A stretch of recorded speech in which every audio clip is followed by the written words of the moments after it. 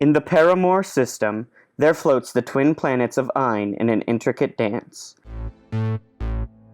They have spiraled together in a perfect rotating binary long before the discovery and the settling of the Paramore solar system.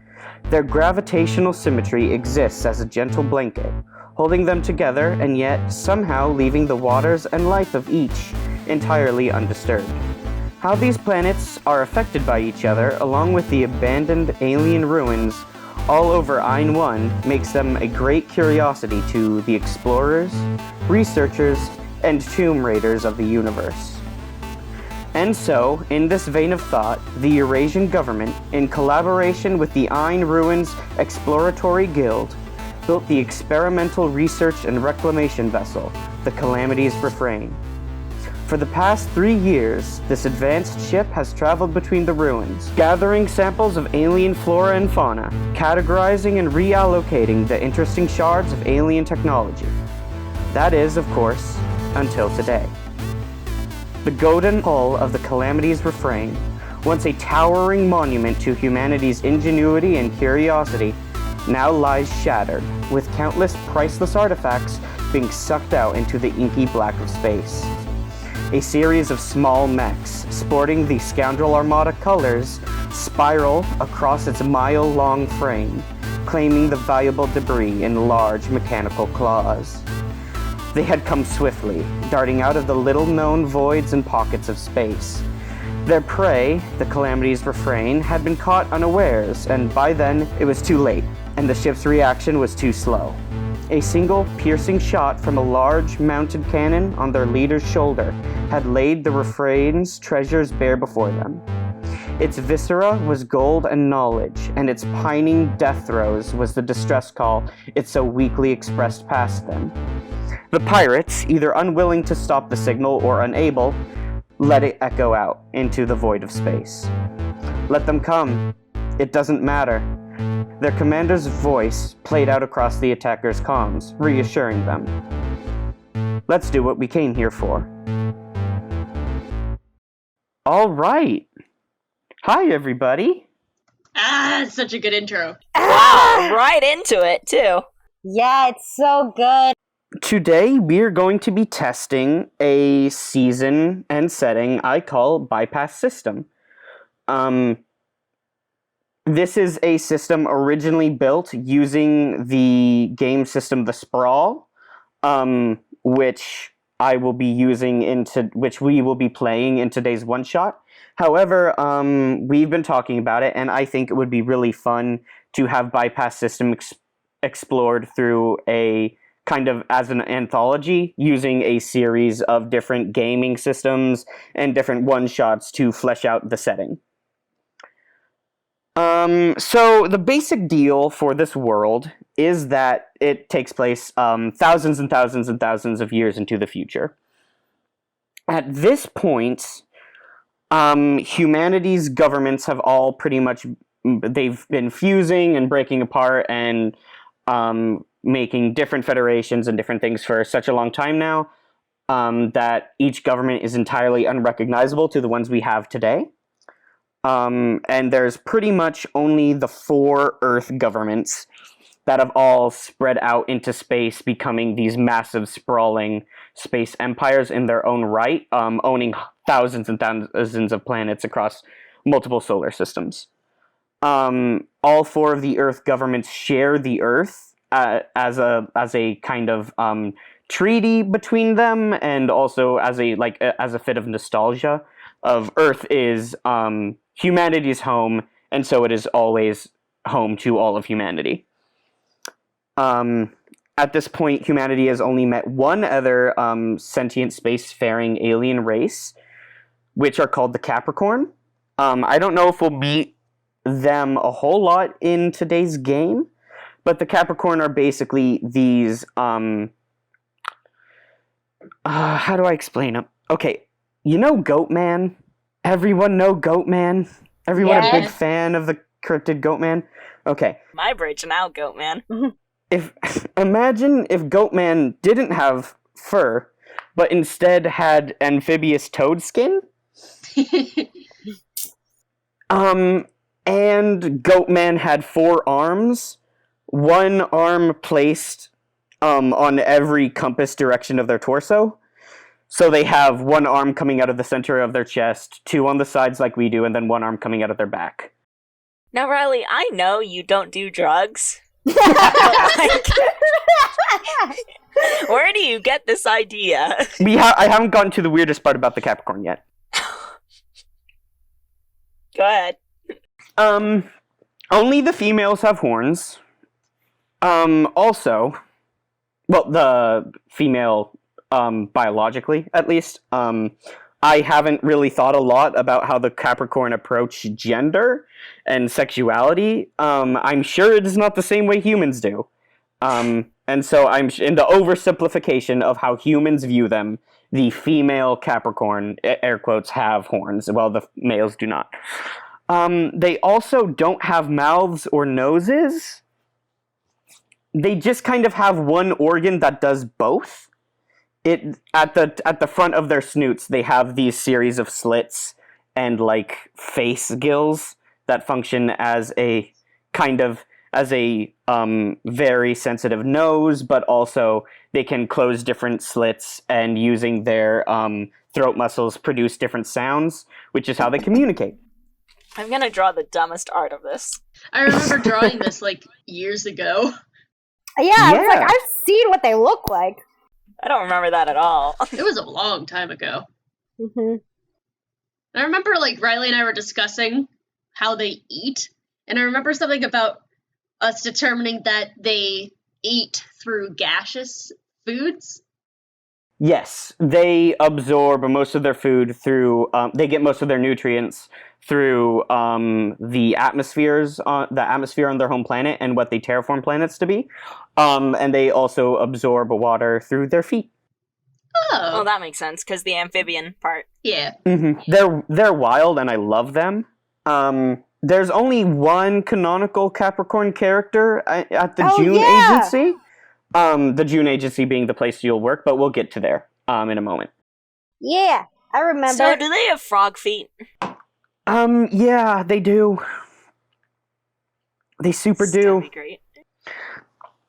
Okay. That's whack. Imagine that they have like goat-like legs, but frog feet. And then you just Yes, I know, they yeah. have goat-like legs, but frog feet.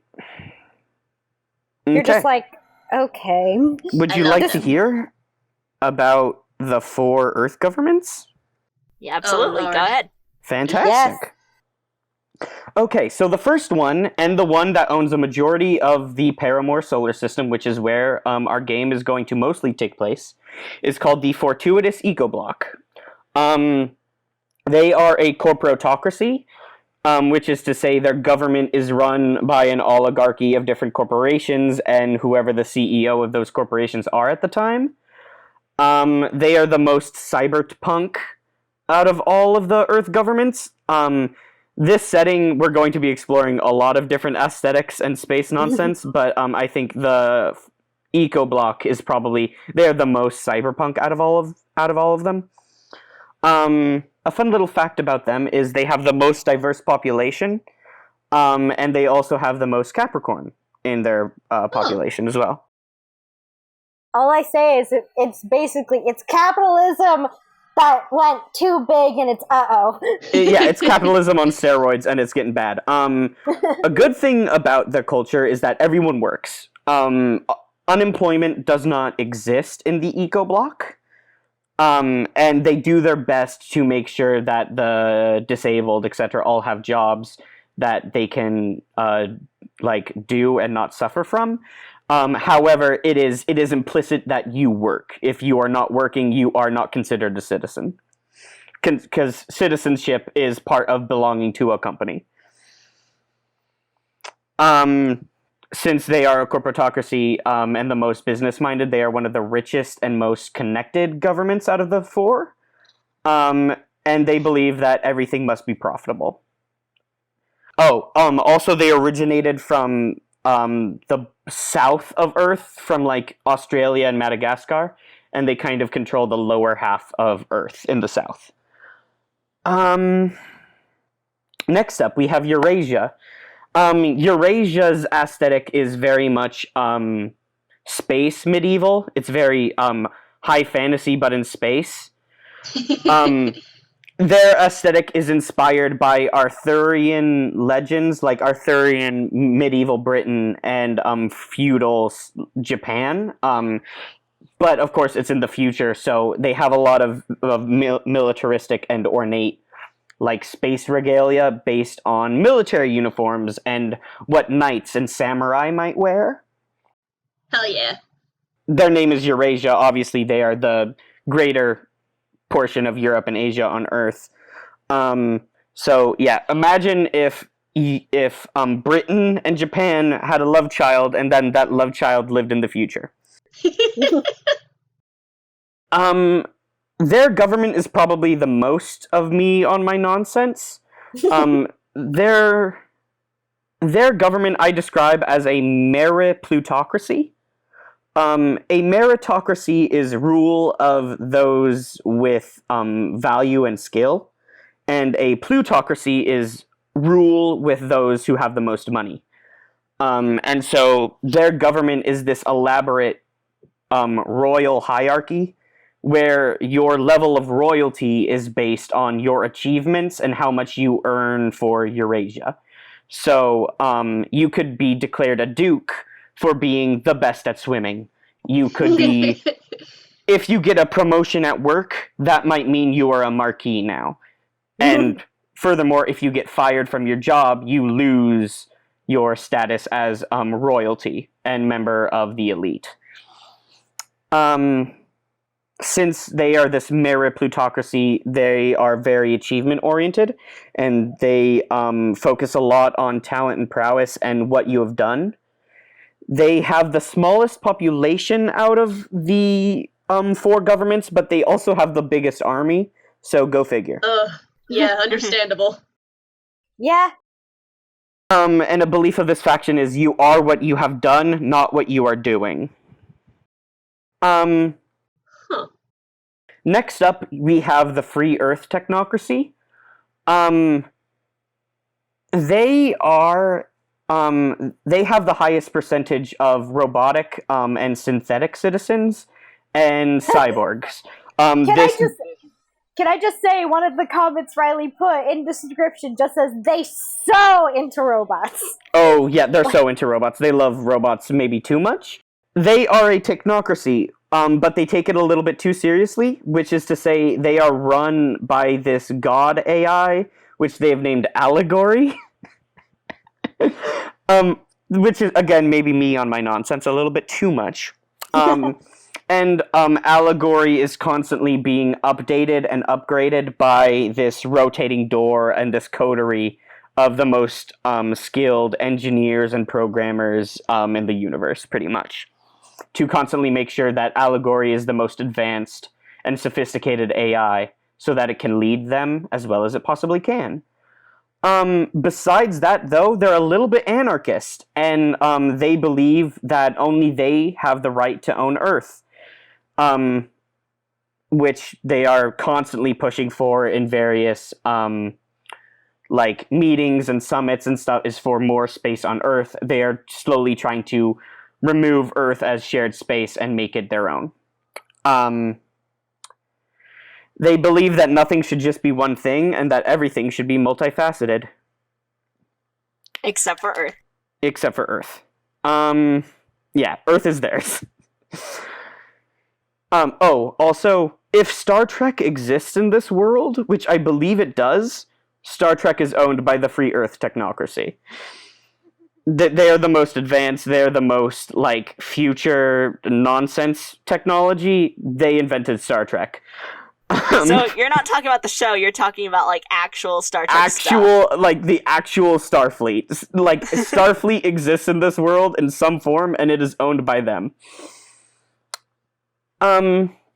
Next up, we have the Celestial Federation. They are a federation, but really in name only. The thing that unites all of these governments is their shared religion, which they call the Church of a Million Lights. it's a weird church. It involves the worship of stars and the deification of space as a whole, and the idea that humans are innately made out of star stuff. They, for whatever reason, mostly go to cold planets, and so they have this very Norse / Icelandic aesthetic meets like the Catholic themed Met Gala. They're very high fashion. And they also invented space magic, which they claim is from their religion and their beliefs. And their space magic mostly revolves around social interaction and charisma. So they basically have a group of empaths and psychics as their priests, due to their specific beliefs and what they practice. And then there is a fifth government that's kind of unofficial. I gave them a brief window of time as we came in. The Scoundrel Armada. Woo! Yeah! The Scoundrel Armada is a loose but massive collection of pirates, smugglers, and refugees from all over. Basically, anyone who ever got fed up of a government and was like, I don't want to be here, I'm going to hop in my cool space boat and just kind of see what's out there, they get picked up by the Scoundrel Armada. It's space piracy meets garbage punk or scavenged punk. A lot of their stuff is rusted. A lot of their stuff is duct taped together. A lot of their stuff is rusted metal and nonsense pipes and a ship that was probably 5 different ships that has been stapled together to make sure it functions. And they are led loosely by the captains of their various ships and settlements, which all answer to an admiral, which is a cool robot pirate named Iambic Pentameter. So yeah. It's very good. Which leads me to my next thing. I have a question about the Capricorns. Absolutely. What direction do their elbows go in? We determined this. They actually have, like, double-jointed elbows. They are double-jointed. They can bend either direction. Yeah. So yeah, for people listening, Bypass System might seem a lot more fleshed out than the other games we play. Because it is. It is inherently a game about factions and different governments and different groups of people and what they want. And this is a setting that we used to play before we recorded the show, and we really enjoyed it. And we have been thinking internally for a very long time about how we could adapt Bypass System to be on the show, and what would we do if we did that. I am going to put my foot down right now and say we are going to keep as much pre-Mark Experience Bypass System talk off the air as possible. Yes, please. I want this to be as inclusive for the audience and for people that were not part of those original sessions as possible. Yeah. Also, since this is going to be an anthology and we'll be playing a lot of world building and competitive storytelling games, I want this setting to feel like everyone's setting. I want everyone to feel like they have as much control over world building. I want everyone to feel like they have as much power to introduce stuff into the world and to explore things about the world as possible. And in later games, you will be playing leaders of factions and things. So only stuff like the established governments and and naming conventions and locations and things will already be preset. As we go on, I want this setting to be everyone's setting. I want everyone to get more and more control over what exists in this universe. Some locations can be, like, done by players, though, because, like, you've told us that, like, we can make stuff, offer it to you, and you'd be like, yeah, totally, this is now in here. 100%. Yeah. That's part of the setting becoming everyone's, is you can introduce new planets. The Sprawl has a really cool function where players get to make up NPCs. Yeah. And I think that should be a thing for everything. Okay. I'm sorry for that massive info dump. Don't worry, it only took 15 minutes. And I was gonna say, hey, at least now they know, so that when we continue on, we won't have to get a constant redumping. Yeah. Yes. Yeah, we'll just say go listen to the first episode again. Yeah. If you forget it, here's the thing. I'll have to listen to the first episode multiple times, I think. It's also going to be like a learning experience. Like, we'll find out more as we go. Absolutely. Yeah. That's what the anthology is about, is fleshing out Yeah. bypass system and the different Yeah. factions and what they want. Yeah. So this setting is everything I love about space. So it's got cyberpunk, it's got like high space fantasy, it's got a lot of mech anime in it. I'm not gonna lie, there's a lot of mech anime in it. This is Riley on his mech anime bullshit right Yeah, here. Riley has absolutely. a deep love of mech animes. I do. I also Star Wars. Star Wars is here. Star Trek also here. Power Rangers. Yes, Power there's Rangers is here. there's Yeah, an 'cause entire what is- faction in this world that is just the Power Rangers. He literally it's in the Eurasia, and it's just in it. It says "What if Power Rangers" and italics. Yes. It's called Mega Mecha with an exclamation point. Yes. Some things that inspired this setting is like cyberpunk, the anime Cowboy Bebop. That Oh, has a God. big place in this setting's heart. Star Wars, Doctor Who, a lot of Doctor yes. Who in here. The movie Arrival, and Power Rangers. I've listed here a few other like lesser known anime and webcomics and things that I personally draw from, but like Kaiju. I think we have an idea of what this place is, and we are going to get a better idea as we play. Yeah. Okay, now that I've talked for way too long, you people will be playing Pinkertons that work for a corporation called the June Agency, which is a kind of private eye / security firm, hired guns.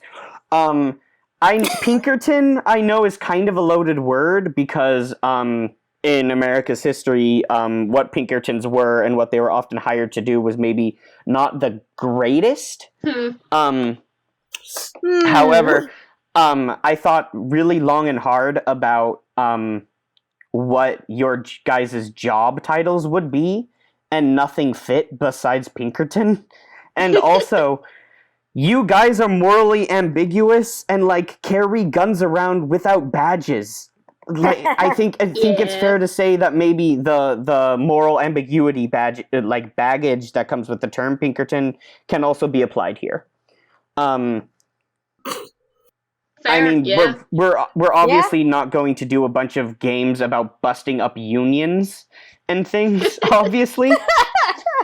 But the private eye and private security, like hired guns, pseudo cops but pseudo criminals thing is very much true for what you guys are. Yep. And we can talk more about the owner of the June Agency and your other fellow employees when you guys meet them. Right now, I want to stop talking and I want to hear all about your guys' characters. Who would like to go first? I'll go first since mine is probably the shortest. Okay. I am playing a character. Their name is Razor Hue. They're non-binary, so their pronouns are they, them. Their description is that they have, they're rather short in stature due to a stunted growth because my idea was genuinely cyborg. Just a straight-up cyborg for Razor Hue. They are in a level 1 killer class, and their description is that they have large purple curls put up in a ponytail with an undercut, and then at the nape of their neck, there is metal plating that goes around onto their right side of their face, which is covered in metal plating as well, and goes down all across their body with a, they have, their skin shows being of Polynesian descent way, because we're far in the future. Yeah, Polynesia isn't a thing. Exactly, that's why I say Polynesian descent, because, we're in the future. Or whatever Their space Polynesia is at this point. Yeah, exactly. Like, their clothing looks like that of a post-apocalyptic one. So, like, genuinely think of Mad Max. Yeah, think Mad Max for the clothing. They have cyber eyes, which means they got robot eyes. They have dermal plating, which is just it's more metal, and they have a whole ass metal arm. They have a cyber arm. Cool. They're so that is them. They have a lot of weapons because that's also their deal. I really like the classes in the Sprawl. There's a lot of really cool classes that are built around character archetypes in cyberpunk stories. And so it's not based on your usual like D&D, oh, this is the fighter, this is the rogue, this is the wizard or whatever. And so they have a lot of narrative potential. And then there's just the class killer, which is all about dealing as much damage with as many ridiculous weapons as possible. I know. It makes me very happy. Do you want to play the Terminator? Because I will let you play the Terminator. Because the nature of the one-shot we're doing, I kind of talked to you about some stuff, and based on your directives, you're kind of a killer with a heart of gold. Yes, you are, like, your class is killer, and yes, you are here to do violence. But I think you're not heartless, and I think you have a moral center, if that makes sense. I would like to, just not have a straight up psychopath. Yeah, no, they're not the assholes. Okay.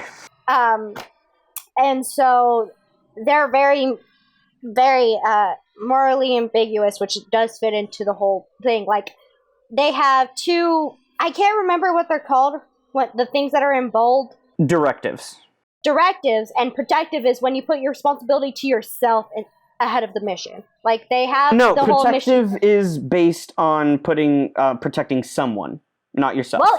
Well, that someone is themselves, because their whole thing is survival. Yeah, it says when you put your responsibility to yourself ahead of the mission. Yeah, ahead of the mission. That's what it's saying. Okay. Yeah. The protective move is supposed to be based around protecting another player. Since this is a one shot, I'm gonna see how it goes.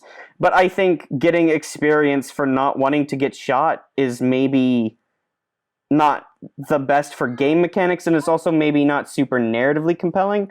So we're going to have to focus on not just survival, but survival at your team's expense, if that makes sense. For gaining, It would be more like, I want to do this thing, but it doesn't help the team.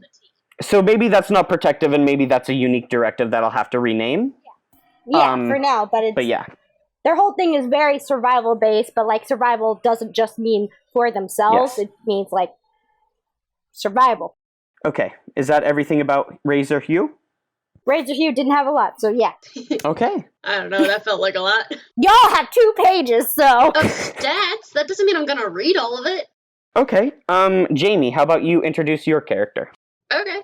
I am playing the hacker. Her name is Ephemeral Orchid, but she goes by Effie. She is transgender. Let me pull up my picture of her so that I can describe her. She is broad-shouldered and very, what's the opposite of like curvy? Just rectangular bodied? I don't know how to describe that. Muscular and wiry. Wiry, sure, there we go. She's broad-shouldered and muscular, but not in like the bodybuilder way. She has fat to her. She has weight. Little bit of chub, which you can see because she wears like really short shorts and not really a jog bra, but like for flat-chested, whatever the equivalent of that is, because jog bras are there to hold up stuff, and she doesn't have that. Just a sports bra? Like a sports bra? Yeah, it's just basically a short sports bra. The opposite of a binder, maybe? I don't know. Yeah, I don't know. It's just to cover her chest a little. And she wears a sleeveless black trench coat with a hood over that, and she wears fishnet stockings.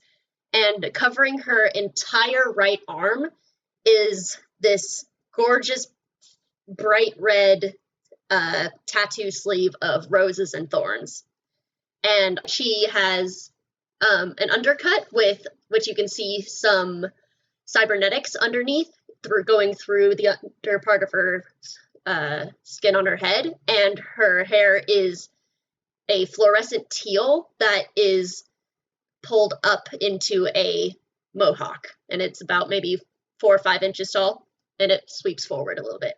And she has a lot of piercings all over her. I am dying for you to say the most important thing about I'm your getting character. there. Shush. Please. Getting there. And every once in a while, you will see her body glitch in any part of her, because she is a hologram. Above her, there is this little circular object, flat, cylindrical. That's what it is. And it's a floating Roomba. It's a Roomba, yeah. And coming down from the inside of the bottom of it are these colorful, almost rainbow-like strings that attach to parts of her body, almost like a marionette. So that is what she looks like. So yeah, you are the like data ghost of a person being projected out as a hologram. During one of her hackings, things went poorly, and she died. Her physical body died, but she was able to download her brain into a hard drive, which she was able to move into her Roomba. Fantastic. And it has a gun. And you have a gun. All right. Rowan, would you like to introduce your character? Yeah. My character is Gaia Atomica, and Z uses Z, Zer, and Zer self pronouns, which I am gonna try as hard as I can to get right. But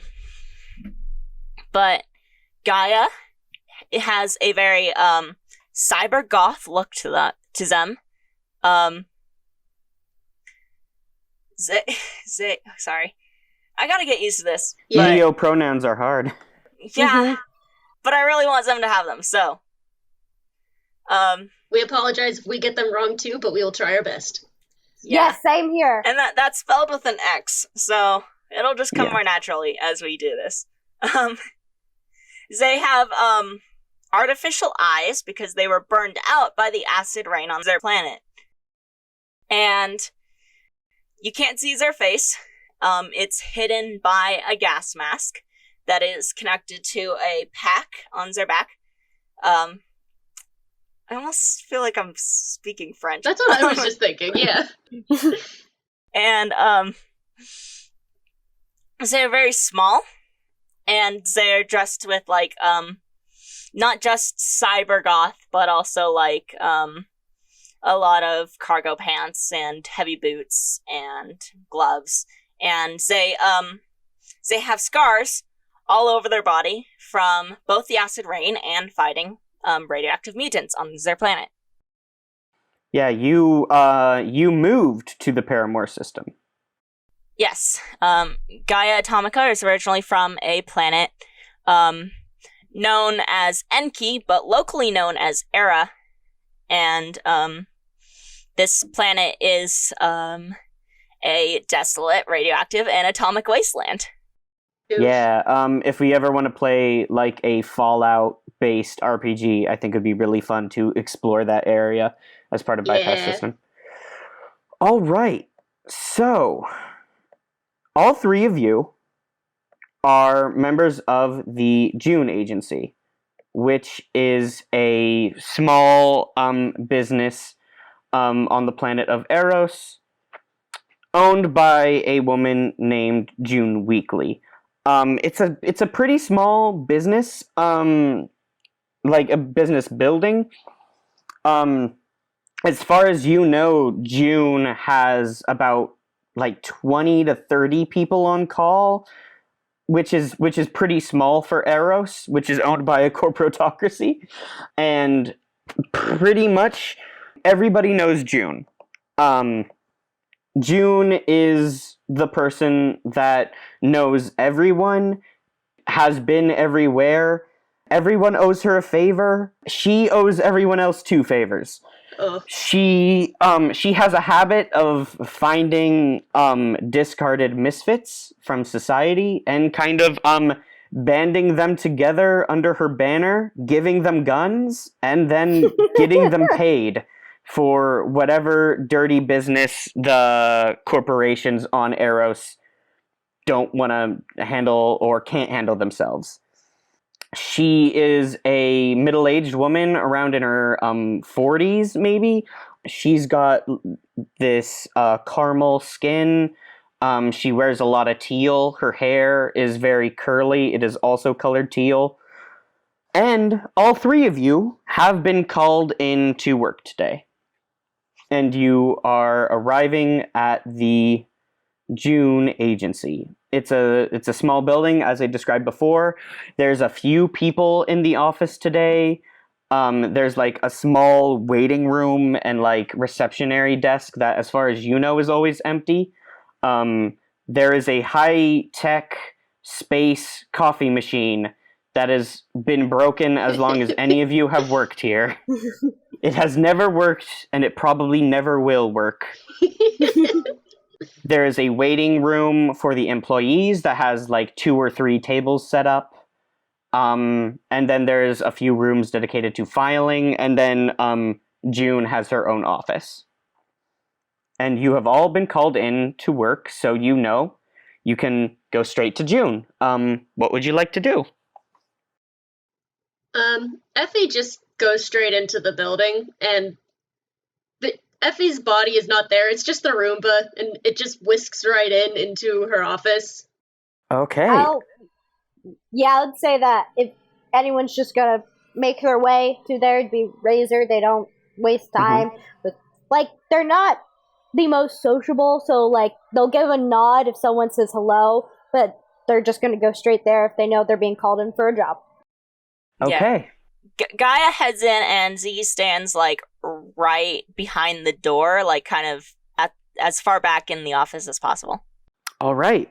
I want to say that like when Effie gets into the room, her body like materializes underneath it. Fantastic. If you all enter into June Weekly's office, she is sitting at her desk, which is projecting up this big holographic screen, which has various different newspapers flashing across it. She has taken out this small silver cylinder and has placed it into her mouth, and the end automatically ignites, and this light bluish teal smoke begins to emanate out from it. It's whatever. It's cool. It's space a cool cigarette. It's the descendant of cigarettes and vape pens.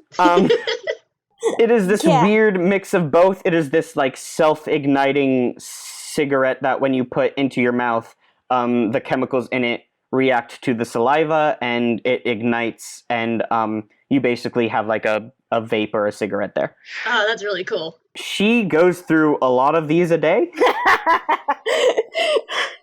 Yeah. It's not as like damaging to your lungs as I would say cigarettes to date are. It would be the equivalent of someone eating way too much candy, though. It's clearly a thing. It is clearly a thing she does to handle stress. Mm-hmm. Yeah. Effie kind of waves. Is like, "Good morning, June." Oh, good. You're all here. Fantastic. Okay, so you are the 3 employees I could get on the horn.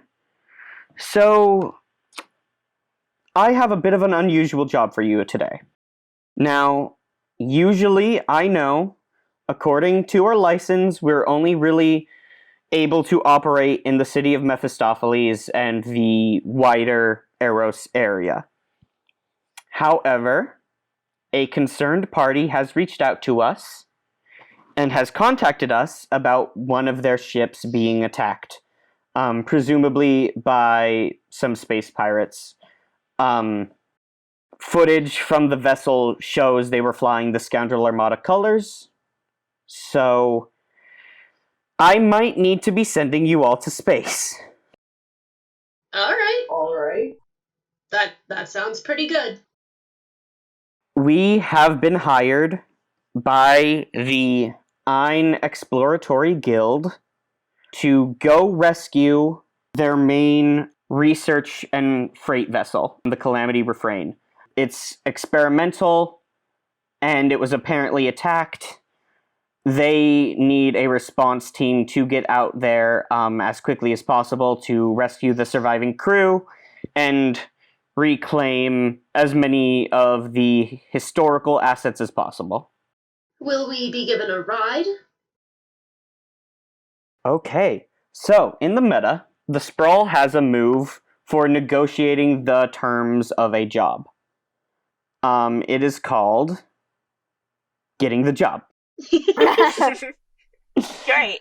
When you negotiate the terms of a job, roll plus edge. No one has really been engaging in the conversation besides Ephemeral Orchid, so I think, Effie, would you like to roll 2d6 plus edge? But I'm the only one with 0 and edge.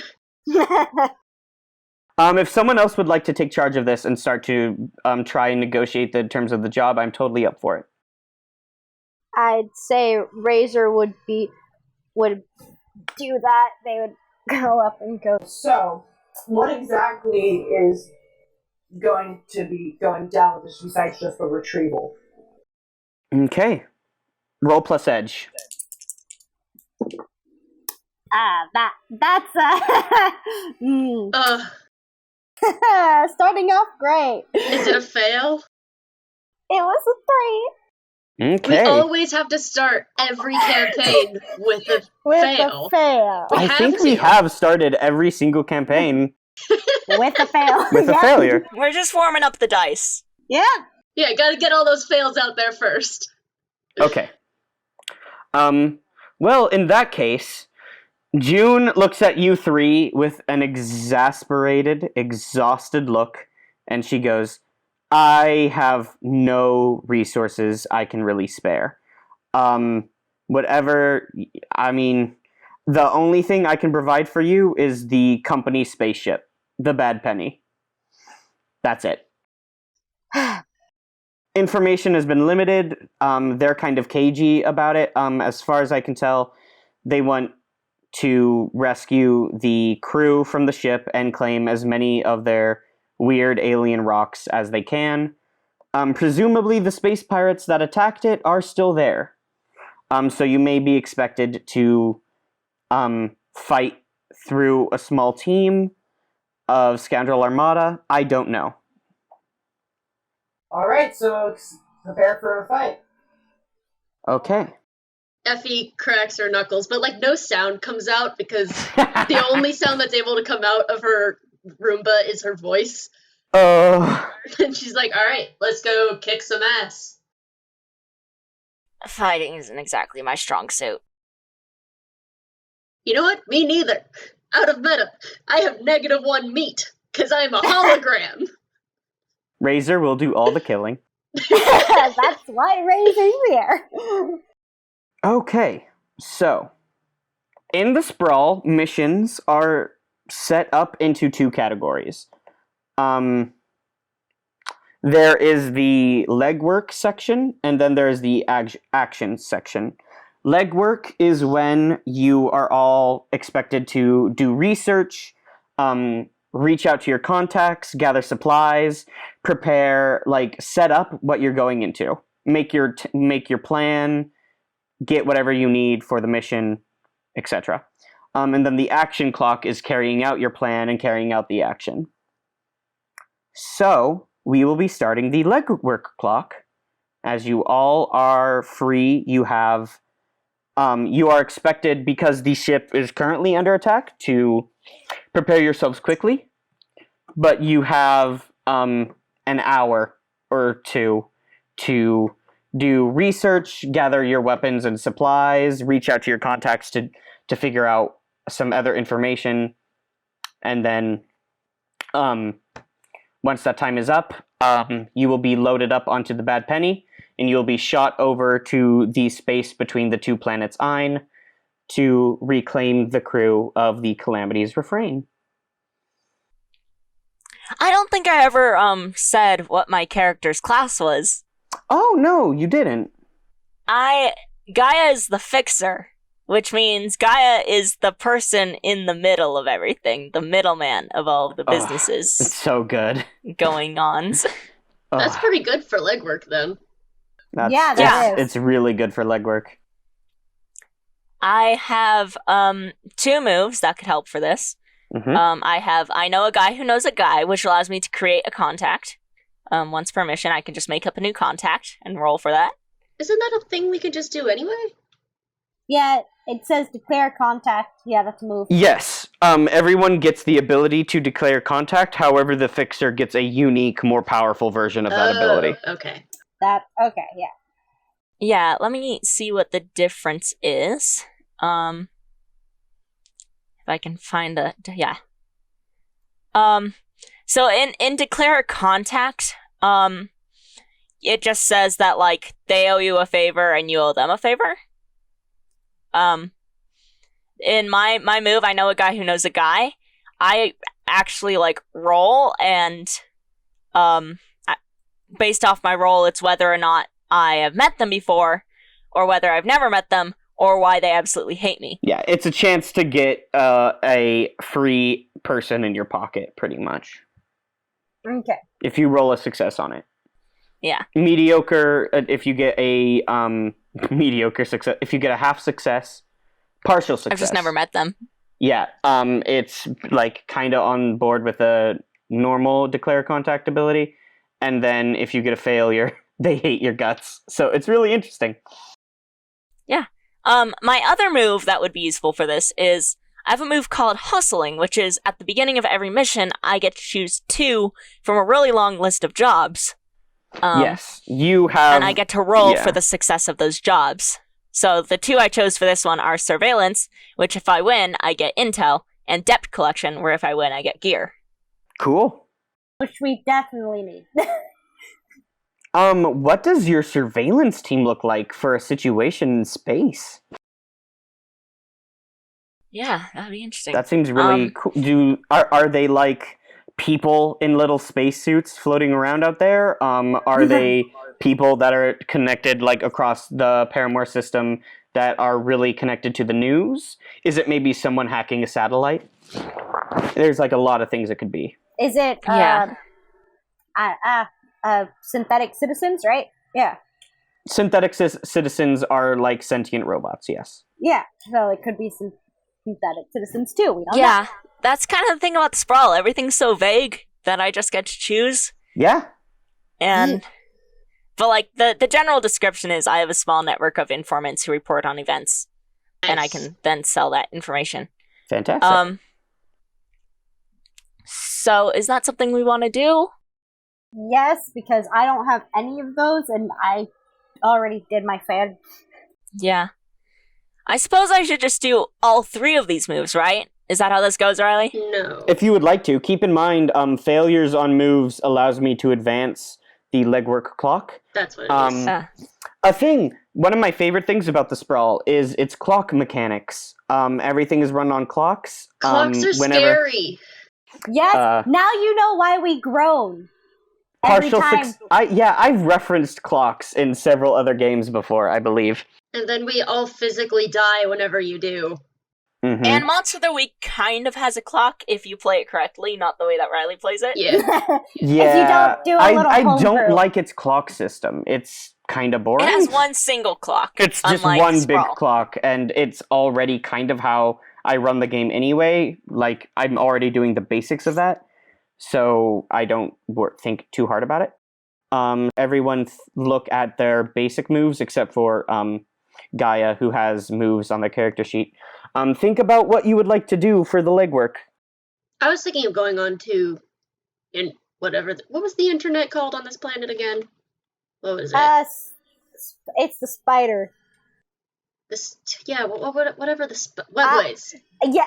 Yes. Wait, no, is that Arachne Virtual Services. There we go. I was like, isn't webways the little GPS? Yeah, for the audience, Arachne Virtual Services is basically this world's internet.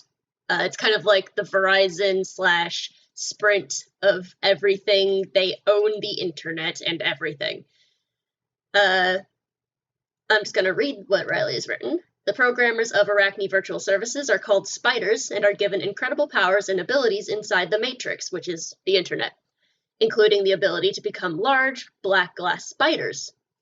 They act as police and rulers of the Matrix virtual world. They are the epitome of morally gray megacorporation. Lovely. And a part of that is Webways, which is what if Google Maps? Yeah, basically with the little spiders, your little, like, Yeah, the way notification. Riley described it a while back was that it was basically Google Maps, but instead of like your car or your icon moving around, it was a little spider. So that's fun. So yeah, Arachne Virtual Services. I'm gonna go into that, and I was thinking of looking up stuff about the Scoundrel Armada, see if I can find any weaknesses that we could exploit. Yeah. My whole thing is the internet, so outside of that, I can't really do anything. I was gonna say, Razor's wasn't, yeah, no. Razor's not helpful on this. I'd say our team is very well specialized to have one person do each part. Yeah. Internet, there's me, people, there's Gaia, and then killing, Fighting. murder. violence. Violence. That's Razor. So I'm probably mostly gonna take over the legwork clock part. Yeah, I think so. We kind of just go until the clock runs out, but I do know that if we don't fill up the clock, we get more stuff, or we get like a plus to our roll when we are, getting paid at the end. Okay. Yeah. When you go to get paid by an employer, roll and add the number of unfilled segments on the legwork clock. So, like, if we just said we're gonna head out now. Yeah, we would get like a plus, I think it's 6? I forget how big the legwork clock is. We get a good amount. But then the actual mission would be a lot harder. Yeah. Because we have no gear, no intel, Yeah. nothing. Yeah, we got none of that. Another part of the legwork is that you can actually go under the knife. So you can just have cybernetics added to you.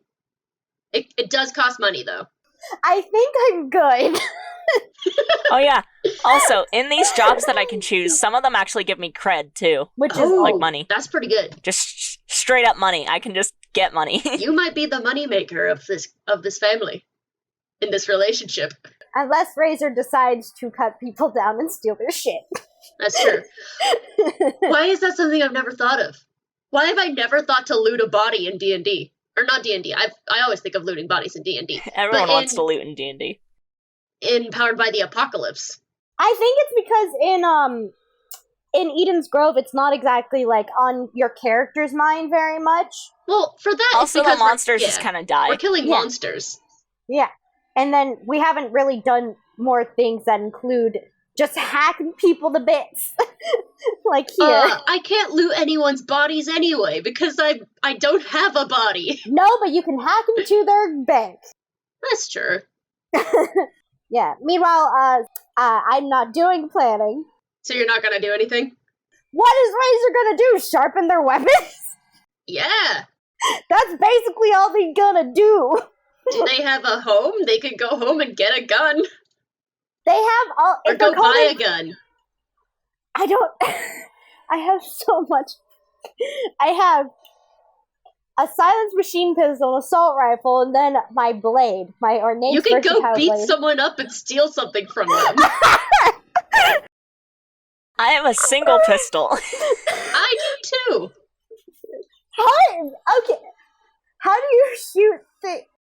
I imagine the Roomba has like little compartments in it, and like they'll open up and a thing will come out depending on what I need. Like a USB will come out when I need to connect to a computer, or like a little nozzle will come out and start shooting bullets. But does it have like little arms or something to? I think it would be totally within reason to say that the drone Roomba has arms. Also, I think it would be really funny to keep the gag going of Ephemeral Orchid not being able to touch and move things. So, like, maybe it only has, like, the one little claw, and it's like those... It's got an R2-D2 hand. Yeah. And a pistol. Yes. Yeah, a built-in gun, obviously. Okay, not gonna lie. when you said, "Oh yeah, it has little compartments," I just thought of a knife taped on top of it, Oh no. like a Roomba.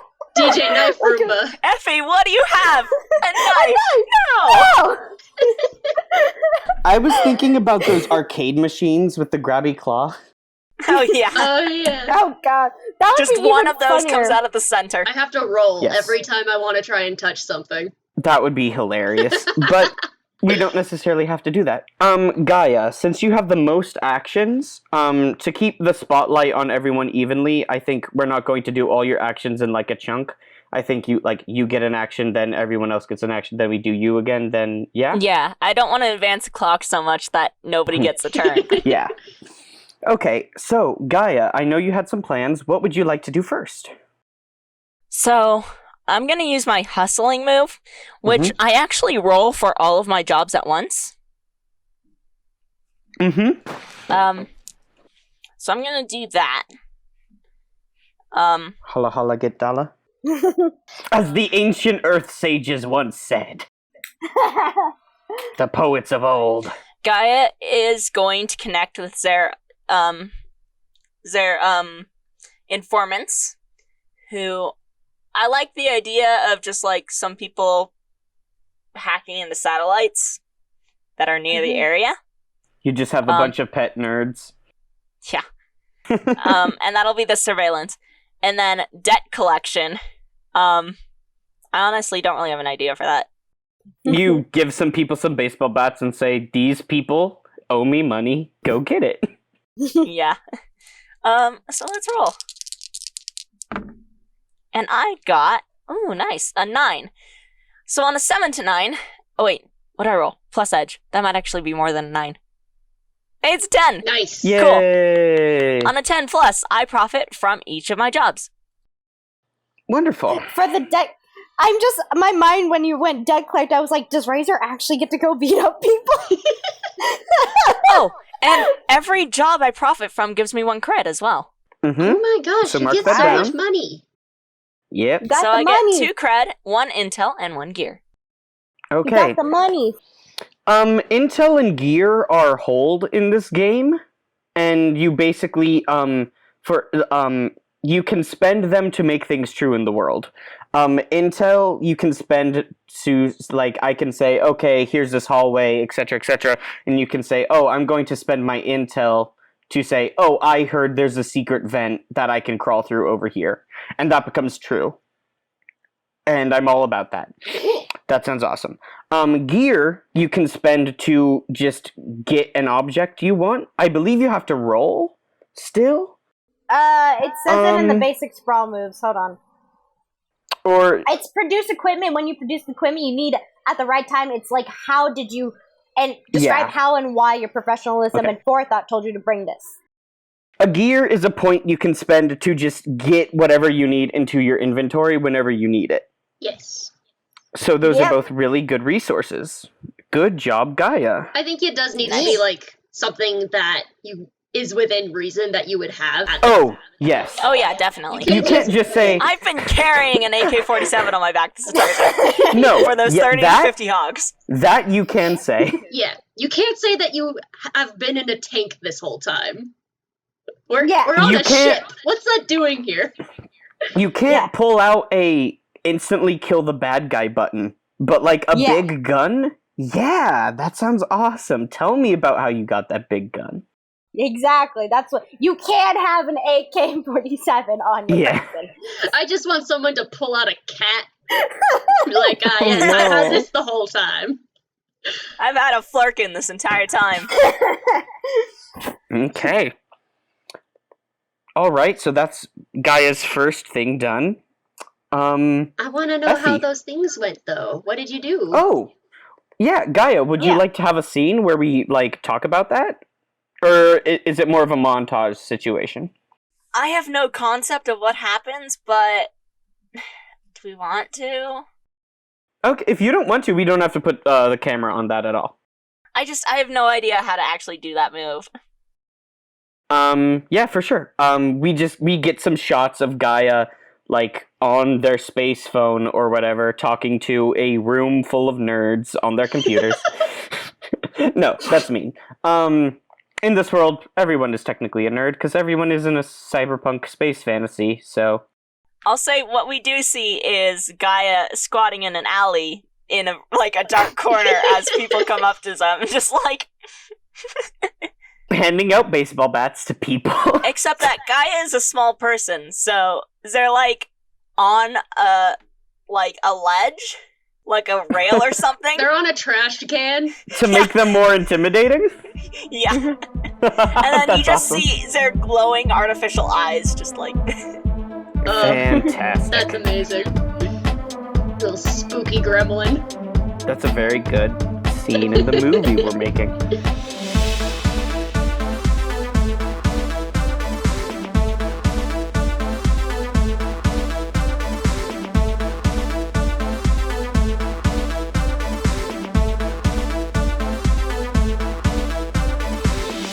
Hey Mark Experience audience, and welcome to the end credits. Thank you so much for listening to our show. If you want to see MXP art and laugh at the dumb jokes we make about our own show, you can find us on Tumblr at tumblr.com/blog/markexperience. If you like the music, you can buy it all at markexperience.bandcamp.com. And we also have merch at redbubble/people/mark-experience, where you can buy posters and shirts and stickers. If you want to donate so that we can create more content, you can head over to our Ko-fi account at ko-fi.com/Jamie Remy. That's spelled JAMIEREMY. That's my name. You can find this podcast on YouTube, Apple Podcasts, Spotify, and Stitcher, so listen wherever is easiest. Have fun browsing, and we'll see you next time.